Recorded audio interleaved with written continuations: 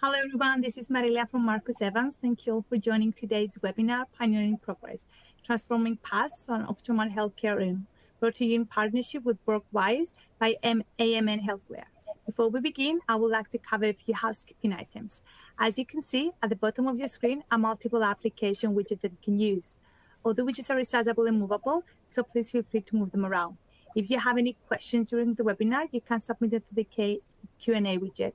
We'll try to answer as many questions as possible. However, if we run out of time, we'll make sure to answer to you by email. For the best viewing experience, you can close any tab or remove anything that might interfere with your connection, such as Zoom on Teams. Also, you can download resources from the resource list or use the help widget to help you navigate better. At this point, I will briefly introduce our moderator today. We have Liz Cunningham, Vice President and Workforce Solution at AMN Healthcare. Liz, you can take the stand. Great, thank you. I'm very excited today to be joined by my two esteemed panelists, Teresa and Shauna. So Teresa, why don't I let you introduce yourself real quick, and then Shauna, why don't you take it? Thank you, Liz. Hello, everyone. My name is Teresa Dillman. I'm the Vice President and Chief Nursing Officer for both Plainview and Syosset Hospitals. It's part of Northwell Health System, located in New York, as well as facilities in the tri-state area. Looking forward to today's panel discussion. Great, thanks, Teresa. Hi, everyone. I'm Shauna Zimmerman. I'm the VP and Chief Nursing Officer at the Miriam Hospital, which is part of Brown University Health. We serve our community both here in Providence, Rhode Island, and as well in Massachusetts. Looking forward to today's discussion. Thank you. Great. Well, before we jump into the panel, I'm just going to do a quick overview of WorkWise as the sponsor of this webinar, and specifically, talking about some of the smart staffing strategies. Technology is starting to play a much bigger role in terms of how we think about workforce technology and workforce management. So WorkWise is a platform by AMN Healthcare that combines the best across all of our technologies, from predictive analytics to vendor management solutions to flexible labor solutions and talent engagement. So really our goal with our platform is to be a one-stop shop to allow our clients to come up with a flexible and customizable way to meet them where they're at in terms of their workforce strategies. As we think about workforce management into the future, and I'll be really interested as Teresa and Shauna and I dive into the panel, we're going to be discussing this. But one of the things that's been happening in the broader healthcare workforce management space is the traditional lines between kind of contingent labor, flexible labor pools, and internal core staff have really been blurred. And we want to make sure we're creating solutions for health systems to be able to have a workforce technology partner that allows you to access the gamut of all of the different labor sources in one technology. So as we think about external labor pools, it's not just travel anymore or per diem. We're talking about gig, locums as part of the equation, international, float pools, et cetera. And then also when we think about workforce technology platforms, it's not just about managing the external labor, it's also allowing solutions to manage internal labor more effectively, whether that's traditional core, PRN, or float, and all the flavors of float and flexible labor out there. So I'm really excited to talk to these ladies about how they're thinking about their workforce management solutions, the challenges today, and excited to have a solution like WorkWise to be able to support health systems in the future with those challenges. So let's jump into the panel. So I'm actually going to just jump into a broader question to really set the stage as we're thinking about these smart staffing strategies for the shortage that continues in our space. Shauna, I'm maybe going to start with you on the first one, but from your experience and your perspective, how would you describe the overall current state of healthcare workforce and the challenges you're facing today? Thank you. From my perspective, the current state of healthcare and the nursing workforce in particular is at a pivotal crossroads. We're in a period of profound transformation. The pandemic exposed long-standing cracks in our system, from staffing shortages and burnout to misaligned expectations from frontline care and organizational demands. And while these challenges still persist, what I see now is sort of a collective awakening across our profession. Nurses today are speaking up with greater clarity about what they really need to thrive in our profession, how they can really be connected to meaningful work, manageable workloads, psychological safety, and for really instilling leaders who listen and react to what the needs are. The workforce is evolving. We have seasoned nurses who, quite frankly, are exhausted and are reevaluating their commitment to the bedside. And we have newer generations that are entering with fresh ideas, but also with different expectations around work-life balance, flexibility, and how to use their voice. As a nurse leader, I believe my role as CNO is really to help bridge that gap, to reimagine the workplace in a way that honors experience while really embracing innovation. We have to move beyond those sort of short-term fixes and really focus on building healthy, sustainable environments where nurses feel valued, supported, and truly connected to their purpose. So healthcare is complex and often strained, but I also see, and we saw that through the pandemic, incredible resilience. Every day I witness nurses showing up with heart, compassion, and adaptability. And our challenge as leaders is to match that same level of commitment to rebuild our systems that not only deliver excellent care, but also truly care for those who are delivering that care. Absolutely. I love the collective awakening line, and I think it really encompasses the holistic changes that you all are going through. So thank you, Shauna. Teresa, what about from your perspective? To add upon everything that she just said, I think it's how we are going to think differently moving forward, because what got us here will not get us there. And I think we have to understand the different generations, and as executive leaders, have different tools and resources at our fingertips to make us more actionable and taking a proactive approach. Absolutely. And quick follow-up question to both of you, because I love the vision and what you're outlining. And obviously it's much harder than just painting the vision, right? Do you feel like you're able to keep up with the expectations of your workforce when it comes to, some of the flexible options you mentioned, Shauna, or the psychological safety? Are you guys able to be changing at their rate of expectation, or is that a catch-up that you feel like you have to play? It's a balance, and really, we're really rich with shared governance here at my organization. So listening to our bedside nurses, being, open and courageous to try things differently.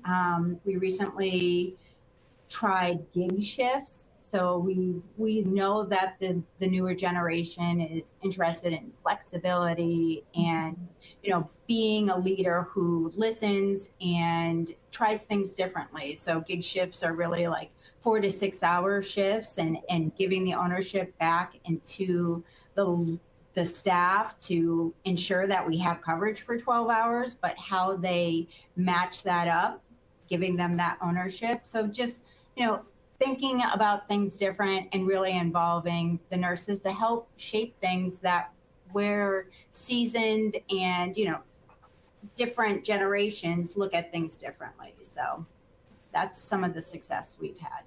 Yeah, great example, Shauna. Teresa, anything from your side? I was going to say the same thing, right? You and I wouldn't want to not have flexibility, right, within our work-life fit. Things will come up. So how do we adapt? And it's our job to build a strategic plan and strategy, right, around workforce staffing, planning, et cetera. Taking a proactive approach versus reactionary, at the time of the event. And I think if we do that and listen to understand, and not having a top down, right, I'm telling you what to do because you have to do that shift. I think it's building, team member and leadership collaboration to move organizations forward, right? From a healthy work environment, et cetera. I think, regardless of the generations, right? Everybody wants that, and they deserve that. Right, and especially our healthcare professionals didn't get that luxury in COVID, like a lot of us did, right, to be able to work from wherever, et cetera. So, you know, I was asking the question because I looked at some stats recently where the average hours worked per clinician is lower than it's been in the last 10 years, probably since the metrics been reported. I think it was down to like 34 hours work. So it sounds like the things that you all are putting in place are really kind of impacting these pieces. So congratulations there. So let's move on to the next question. And this is more around the mix of the workforce and really thinking about how you're leading your health systems through improving workforce diversity and what that means for you and the impact on patient care. I know, Shauna, you mentioned a little bit about generational diversity, but what does that mean in terms of your workforce to you? And Teresa, let's start with you on this one. Absolutely. So, you know, first and foremost, as a chief nursing officer, I had the privilege to be the scene over 3 different facilities. And I've come across and seeing, you know, workforce diversity, you know, it's not just a moral imperative, but I think it's also a clinical one, right? How do you mirror that based on the communities that you serve? And, you know, just as my peers said, we're currently at a crossroads. I think some, you know, systems do it incredibly well. And those that do it incredibly well have it as a strategic asset. And so building diversity from the ground up, how do we do that, right? It's building strategic recruitment partnerships. And I'll give you a few answers and examples of that. So how are we partnering with the local colleges, community-based organizations? How are you creating pipelines, right? And getting access to underrepresented students in nursing, allied health, et cetera, outreach fairs, you know, et cetera. You know, I work for a very large health system, Northwell Health, that really took a strategic partnership, which I'm so proud of, between New York City Public Schools and Northwell Health. This was funded by New York City Public Schools and Bloomberg Philanthropy. And we welcomed our first inaugural class of 240 students in Queens, New York, which I grew up in Queens. It's the first of its kind. And through this work, we anticipate to increase the healthcare workforce by 2030 by 26%. And it's thinking outside the box, right? Giving access, you know, and ability to people that, you know, might not have had that in the past. And so I think that's important. You know, other aspects you see, right, with the academic partnerships, bridging different mentorship programs, strategically building bias-free onboarding processes. And, you know, that's, you know, a lot of different structures to build the unconscious bias and equity in the selection process to make sure it's fair. We've also done a lot of work around leadership development, right? Mentorship, sponsorship, succession planning, platforms and programs. And, you know, another example is, you know, within our health system, we have what's called the BERGs. And so it's business, you know, employee resource groups that help support bringing training awareness of, you know, different cultural competency training. I'm part of the Valorberg. My father was in the military. I'm also in the Women's in Healthcare Leadership Berg, right? So how do we, you know, take different bergs and provide guidance to improve fair and equitable workforce diversity? And I think that's, you know, just a few examples. And when you do it and you do it right, right, how do you know there's a return on investment? You have more engaged workforce, you have higher retention rates, you're building your organizational reputation where people want to stay, you're championing DE&I. And for me personally, right, it's a sense of pride. I want to work in an organization, in a health system that meets my individual, personal, moral, and ethical, you know, beliefs, you know. And, you know, the ANA, the American Nursing Association, just put out an article when nursing leaders, or any leader for that matter, prioritizes diversity, they help create an environment where teamwork thrives and you have better physician and patient relationships, improving the outcome of care. That's why we're all here. And so I'm going to leave this question with a ask and a challenge for all of those that are listening. Don't let diversity, and when you look at your workforce, be a checkbox, but let it be a clinical strategy. Understand the environment and the communities that you serve and how we build trust within the community to provide safer care in a workplace where everyone thrives, because everybody has the right to access to a workforce where they thrive in, and to have career pathways that maybe historically they wouldn't have had those opportunities or chances. So it's our duty to be that change for a better future. Teresa, I appreciate the passion around that, and I think the strategies you're talking about are long-term strategies. They're not just something you put in an initiative and say, okay, for 2026 we're going to do a schools program, right? You're talking about 10-year-long recruitment strategies to build up a community. Like I think I love the phrase you said around mirroring your community. Well, then you need to go into that community and help folks get the right education. So love to hear that there's that long tail recruitment strategy. And I'm sure that was a big overhaul to get that moving. So love that. Shauna, how about you? How are you thinking about this from your perspective? And I would echo as well. I feel that you want to be a part of the community that you work in, and really doing that community assessment, seeing what the needs are. Our patients want to be cared for and connected to people that they can mirror. What we've done at our organization is, taking a look at those areas that we struggle to recruit in, and how can we provide schooling and programs to help support that onboarding. So we have a CNA program where we grow our own, not only investing in our community members and providing that schooling free of charge for them, but also some of our different departments, food and nutrition, transport, so that there's career pathways for those who, not only work at our organization, who also live in the community. Surgical techs, we partner with a local school to provide training so that our workforce can become surgical techs.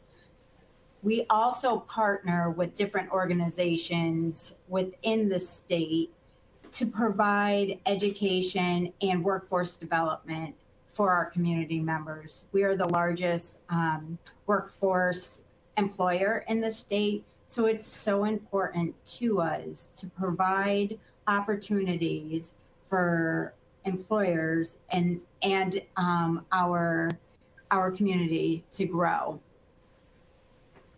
So this is more of a question that I'm interested in. It sounds like a lot of your roles have moved from, hey, I'm retaining and ensuring I have a happy workforce with the best patient outcomes, to, hey, now I'm an educator within the community and finding these pipeline programs to bring things in. Have you all had to change, roles within your group of, hey, now we're providing this sort of education route in our recruitment strategies? Have you had to change how you all are working internally to have that new skill set, I guess, within your groups? So it's added positions within our organization. So our workforce development departments have grown when we've added additional programs. Like I said, the CNA program. Now we have an entire department who's leading that. We just started a phlebotomy certification. So, growing our own there as well. So that's added positions and growth opportunities for those within our own healthcare system as well. So it's definitely changed sort of the landscape of our traditional recruitment, talent acquisition to be more of a workforce development department. Yeah. Teresa, anything for you to add on that one? No, I think, my colleagues definitely hit the nail on the head with that, right? And I think when you're looking at workforce, you're also looking at the needs assessment of the community, as well as the programs and services that are needed in the community. And you are absolutely changing your education curriculum based on the programmatic growth, right? And, what specific needs, right, our patient populations need. It could be from a diversity, equity, inclusion perspective. It could be from building programs within the organizations that we don't necessarily currently have. And I think we have to take that 360-degree assessment and fully understand and doing it the right way and mirroring the care of the workforce to the people that are in our community. Mm-hmm. Mm-hmm. Absolutely. Absolutely. Well, thank you for that dialogue. I appreciate it. I think as we move into the next question, we've danced around this a little bit. So let's jump straight into what your workforce mix is starting to look like. Sean, I know you mentioned some gig work and some of those shorter shifts. But what role does the mix play in your overall strategy around burnout and turnover? And I guess how has that mix really shifted for you all in the past couple of years? And Teresa, I'll start with you on this one. I can take this one to start it off. I think through the pandemic, we definitely saw a transition in our workforce, that migration to travel nurses that we couldn't have anticipated before. Travel nurses historically were to, critical access hospitals, where now you can pick up a contract within your own city. So it's changed the landscape. And as we continue to navigate, prolonged staffing shortages, the balance of our workforce mix has really changed. Our permanent staff, our contract staff, both, international, and our per diems play a critical role in addressing burnout and truly sustaining the quality care that we provide at our hospitals. Our permanent staff, they continue to be the heart and culture of our organization and have that historical mindset and culture. They carry the mission forward. They ensure continuity. They help precept and mentor others. As a CNO, it's my priority to protect them from overwork by strategically supplementing with contract labor and being mindful of our mix of per diem staff. And I feel like when we do that effectively, we not only preserve patient safety, but also the well-being and the engagement of our core teams. Like I said, the landscape's different where, it was really challenging to even get contract labor FTEs approved. Now it looks totally different. Travel nursing and temporary staff, really do help bring valuable relief and flexibility. They allow us to stabilize units that, in peak times of turnover and demand, but they really must be intentionally integrated into our culture. And we've worked a lot on our onboarding procedures. We, have a very inclusive culture where, they're treated as regular staff, that we include them in daily huddles and rounding and recognition to really help build that team cohesion and help reduce any sort of friction that could add to our permanent staff burnout. Our per diem staff, and we have a robust float pool. They're another vital layer of our staffing, which helps with that flexibility we've been talking about. They give us the ability to surge when we have capacity surges, allowing us to respond to census fluctuations without really exhausting our core staff and our workforce. Strengthening our float pool, our internal float pool, has really helped reduce our reliance on contract labor and helps provide additional growth opportunities for those nurses who, were really unit-based before. Mm-hmm. So ultimately, it's about having that right workforce mix. It's a balance, sometimes it's a juggling act. To ensure that, we're not tipping the scales on any one end. We're all about trying to retain our core staff and decrease turnover. But like I said, with the sort of new landscape and the flexibility in being able to take contract assignments right in your own state, it's a different workforce than we've ever seen before. But truly by aligning our staffing strategy, both operationally, we can help protect our teams from burnout, promote resilience, and create an environment where every nurse feels supported and reduce that burnout.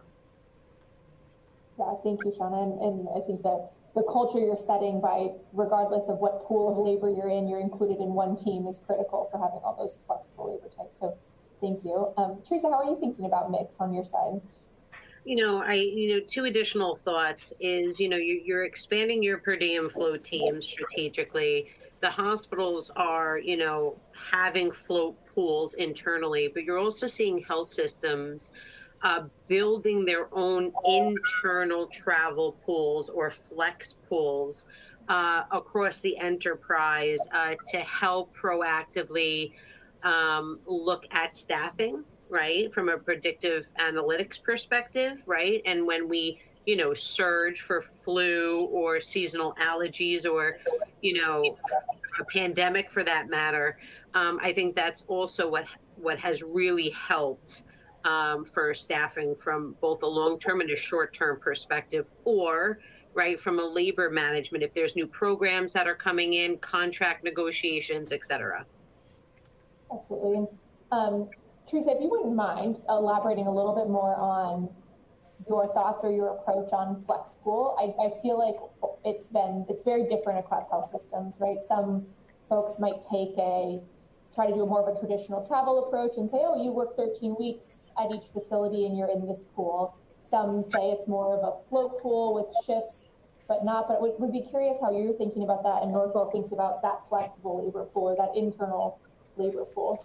So I think it's a few things, right? And it's how you model it based on the needs, right, within your significant community, state, health system. So I want to clarify that from the beginning. But I've seen historically, both internal and external, you can use it as a temporary travel assignment, right, with 13 weeks, et cetera. You can see people being a part of flex pools that are full-time.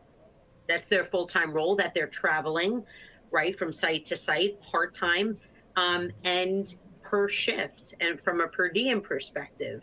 And so you give people the opportunity to also have a full-time job at an organization at one place, but also maybe pick up flex, per diem, right? So they can, have the ability to work overtime, extended hours, and also I like it sometimes because it also shows people that the grass isn't always greener on the other side. Right. So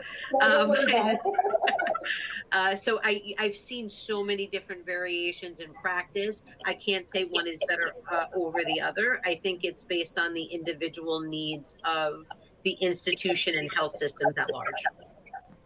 Yeah, absolutely. And do you both, this is back to both of you, do you feel like you're seeing your perm staff raise their hand and say, hey, I want to try this at a rate that is, greater than your expectation? Or what has that been looking like in terms of interest from your core staff or your perm staff? I think, you saw a huge change during the pandemic, right? I think now it's leveling out. I think, when you look at, a new hire, they want a home. They want socialization amongst their peers and have pride in the organization that they want to work in. They want stability. I don't see the transitioning into practice from a new hire or a 21-year-old new grad wanting to do something like this. They want more of transitioning, learning their role, having the confidence and competence to do their role, and building social relationships, right, for long-term success and mentorship. So, again, it's individualized. I can't say all are going to go that way, but I think it's definitely evening out now. Yeah, it sounds like more of like a mid-career once you've established yourself within the health system. Makes sense. Shauna, do you have any thoughts on that? I recently read a stat, and it's something that we're feeling at our organization. A new nurse, around the 2-year mark, nationwide, our turnover rate for that 2-year nurse is about 22%. And we see that at our organization still, not in the quantities that we saw it, right after the pandemic, but we still have a healthy turnover rate of 0 to 3 nurses at that 2 and 3 year mark. Once they get some experience under their belt, those who are still interested in traveling and seeing a bit of the nation, we're still seeing that here in Rhode Island and Massachusetts. So they come back, just like you said, the grass isn't always greener. They do come back, but they're still going out there testing the waters and seeing what's out there. An interesting additional step for you is on the contingent side. Typically, they only work 2.5 assignments, which is around that 2 years as well. So maybe there's just something on that 2 year itch, and then they find the home eventually. So that's interesting. Yeah. All right, well, let's pivot our discussion a little bit more on the technology side. And, that's my background and what I'm passionate about. So excited to hear your thoughts from a clinical perspective. But, AI is obviously a very buzzy topic across the world right now, but specifically in healthcare, hearing a lot of health systems talk about how AI can support removing burden from some of their workforce and allowing more care at the bedside, but also there's a lot of AI embedded into broader workforce planning and scheduling and acquisition tools. So would love to just hear about how you're thinking about either your organization's using AI or things that you would like to implement in the future. What's interesting to you and what's also maybe not interesting and something you're trying to stay away from. So Teresa, why don't we start with you on this one? So, and I think, Sienna, you have a lot of knowledge and expertise on this. So I don't want to steal your thunder on this one, but, your AI is not new, right? We've been using AI for many years, but of course it's coming to the forefront, right? And I think there's a lot of misguided information. I think it's important that we use it as an add-on and not a replacement, but to enhance. And you're seeing that to help with predictive modeling, with scheduling, to take a proactive approach versus 2 hours before a team member has an open shift or that there is a sick call. I think it's changing the way we improve workforce planning and scheduling, but I also think that it's also reducing administrative burden, right, on our leaders. Because you give a nurse leader, an hour back to be able to round on the unit to support their teams and the patients they serve, it's a win-win situation. But Sienna, do you want to take the lead on this? Sure. I see AI as a powerful ally in solving some of our most persistent workforce challenges. Just like you said, planning, scheduling, being proactive, and ultimately affecting our retention. AI gives us the ability to move from reactive staffing to proactive workforce management. There's so many tools out there right now that have those predictive analytics that can help us anticipate patient volume trends, acuity levels, and seasonal surges, allowing us to forecast better than we ever have before with far greater accuracy. And that really means that we can plan ahead, not only just the workforce, but really aligning the right skill mix at the right time, at the right place, before shortages, and making sure that we're always being mindful of burnout. One of the biggest frustration that I hear on a daily basis is unit-specific nurses having to float. So with AI, we can reduce the amount of floats being proactive. On the scheduling side, AI tools help us create fairer, more flexible schedules. There's so many, like I said, systems out there that learn our institutional individual preferences and patterns and staff availability, that they can auto-generate schedules that are balanced with the specific unit demands and needs. Just like you said, this not only reduces the administrative burden, but on managers and schedulers and staffers, but it also improves our staff satisfaction helping them, with their work-life balance. There's nothing worse than getting, 20 texts in a day that your unit is short-staffed. So, which is key to helping with reducing our turnover and improving our retention. From a retention standpoint, AI can help us identify early signs of burnout and disengagement by really analyzing the trends in absenteeism, overtime, workload intensity. We have acuity tools at our fingertips now. These insights help us intervene much earlier than we ever have before. And whether that means offering support resources, adjusting our staffing models, or creating additional professional development pathways. Again, like you said, it doesn't replace the human element. It really enhances it. We're working smarter, not harder now. It's allowing our nurse leaders to make more informed, compassionate decisions about their staffing and gives teams back time to focus on what's really important, which is caring for our patients and for one another. Yeah, I think, Shauna, you and I had talked earlier about, the value that AI unlocks with accessibility and aggregation of all the data across your systems, right? So I think you guys are giving some really great examples of predictive scheduling, outcome-based scheduling, things like that are allowing you to tap into that data. Have you had any resistance from the frontline in terms of adopting or leveraging maybe new solutions, whether it's thinking about AI scribes or things like that, or is your workforce welcoming the change? They're welcoming, and they're an innovative bunch. They, nurses talk to nurses. So what one organization has, they're bringing to us to say, hey, can we get this here? So I get a lot of ideas every day. Of course, everything has a price tag associated with it, but there's such amazing technology out there that make it more user-friendly for our frontline teams as well. And, I think to understand that, to be fair, there's fear. And there's fear of the unknown. And so we have to understand, if somebody is not an early adapter, why?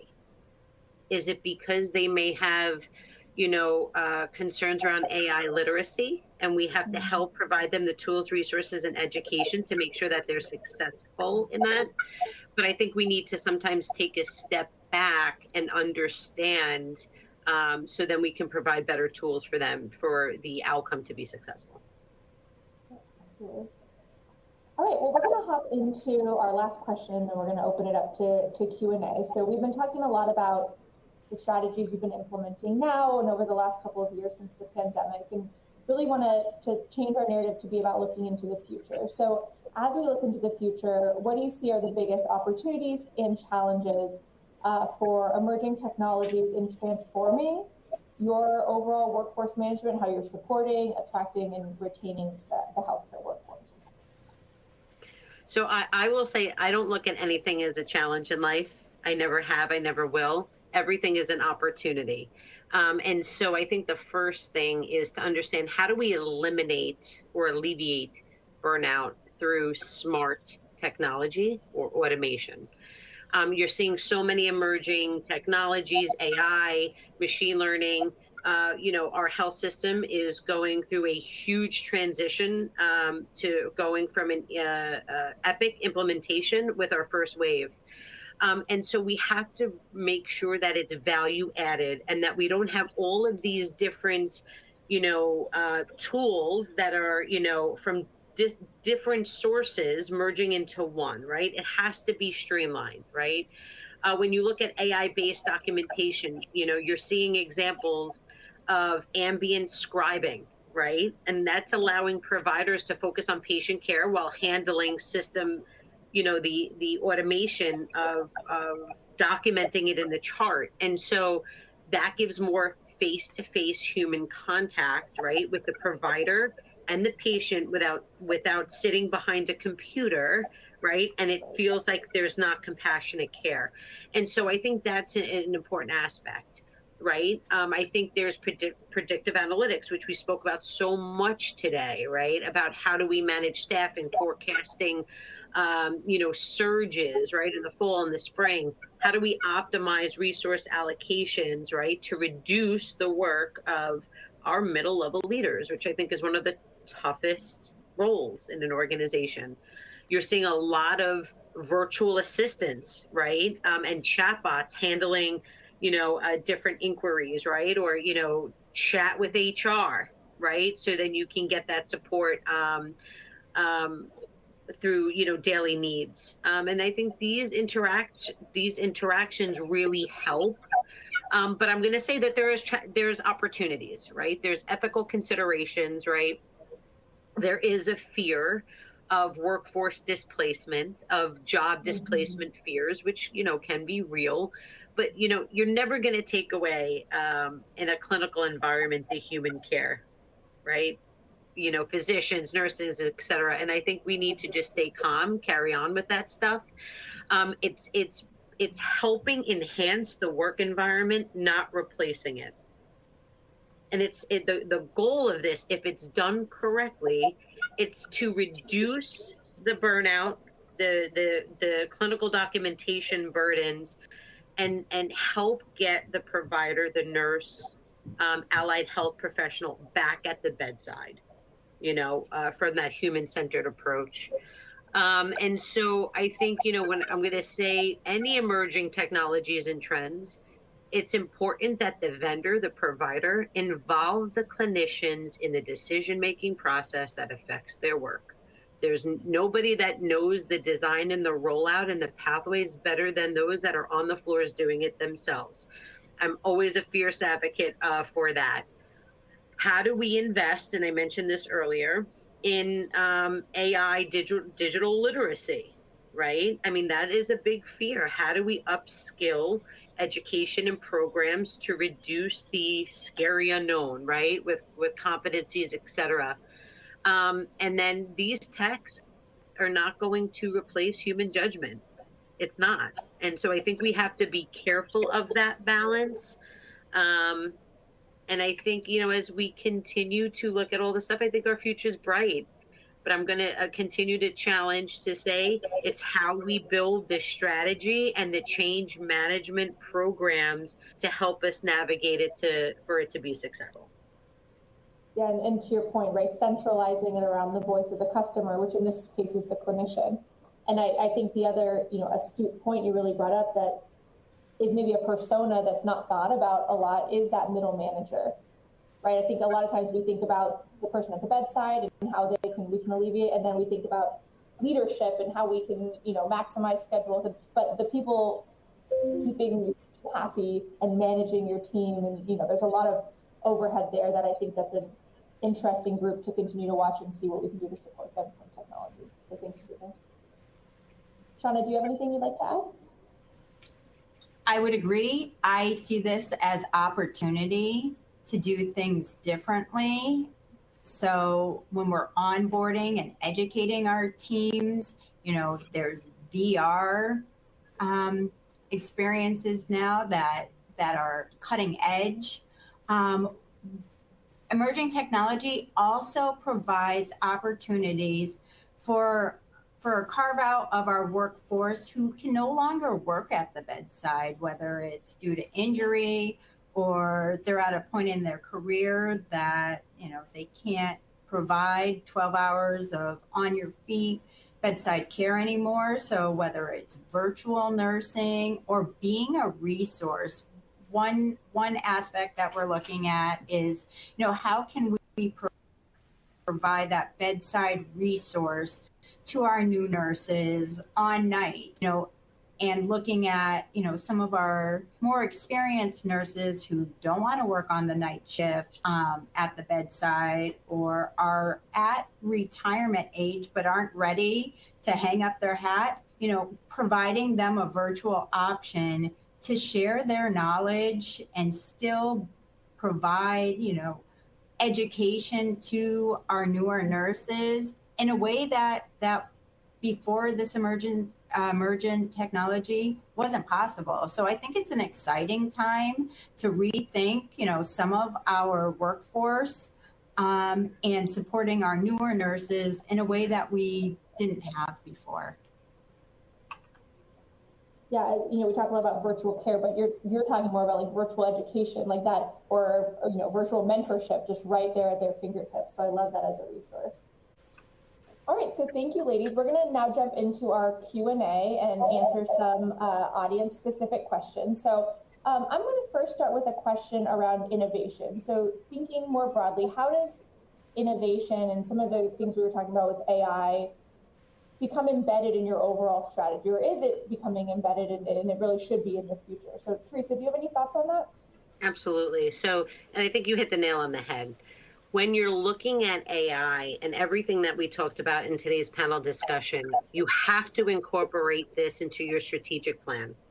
You normally will see strategic plans based on patient experience, quality, engagement, but I will challenge you to have innovation, right, in a pillar of your strategic plan. Because if you have the right structures and processes in place, you'll get the outcomes you want. So when you look at AI, staffing, et cetera, that should be incorporated. I gave an example of earlier, right? We took a long-term strategic plan by having a high school in Northwell, looking at it at increasing the workforce by 26% by 2030. That wasn't by accident. That was strategy, in place. And so if you don't have it, you should have innovation as part of your work group with a lot of the information that we mentioned today, because that will help you not only for the short term, but with your long-term strategies for success. Great, great. Love that answer and love seeing innovation at the forefront of the strategy. So thanks, Teresa. Sean, I have a question for you that came in specifically around data transparency, and what role does data transparency play in building trust with employees and making informed labor decisions? So as a chief nursing officer, I believe data transparency is one of the most powerful tools we have to build trust, foster engagement, and make sound labor decisions. I talked about earlier our, really rich shared governance culture here. So when nurses can see and understand the data behind our staffing models, whether it's productivity, patient acuity, or the financial performance that results in, it helps to shift the dynamic from, the decisions that are being made about us to decisions that are being made with us. Transparency helps me create partnerships with our frontline staff. It allows us to see that staffing plans that are grounded in facts, not assumptions. And historically in different organizations, that was something I battled with. The staff feel that leadership's being honest about, not only what our data represents, but the challenges that we're facing, and we face them together. So from a leadership perspective, sharing data, being transparent helps to strengthen accountability. When we're transparent about our metrics like overtime and vacancy rates and turnover, it helps to create a shared language for problem solving. And it helps my frontline teams and leadership align better around the same reality. We start to talk the same language. And that's where we've seen, some really meaningful change. The ANA has advocated recently for, staffing councils, and the Joint Commission was listening, and now that's, we're seeing that in the Joint Commission regulations. So being transparent, involving our frontline teams, and really using that real-time data to help guide staffing adjustments really helps us be equitable, and that our frontline nurses can see that decisions are driven, by patient needs and workforce well-being, not just simply by, financial or budgetary pressures. So I find transparency in data really helps to build trust, which then will help fuel retention. When my nurses know that their leaders are open, data informed, and truly acting in good faith, they're far more likely to stay at our organization. They're engaged in shared governance and help collaborate and and truly believe that, we're working on this together and heading in the right direction. Thank you for that, Shauna. And I just wanted to thank you both so much for being part of this panel. I really respect the overarching focus you all have on your employees, and you can just tell how much you care about your employees' experience and involving them in the change. And I think that that's going to continue to just be super successful in your area. So thank you both so much for joining. And I will turn it back over to our moderator. Ladies, thank you so much for these great insights. I'm quite sure that the audience will have a lot to think about. On behalf of Marcus Evans and AMN Healthcare, thank you all so much for joining. And we do hope you'll be joining next time. Thank you so much, everyone. Enjoy the rest of the day.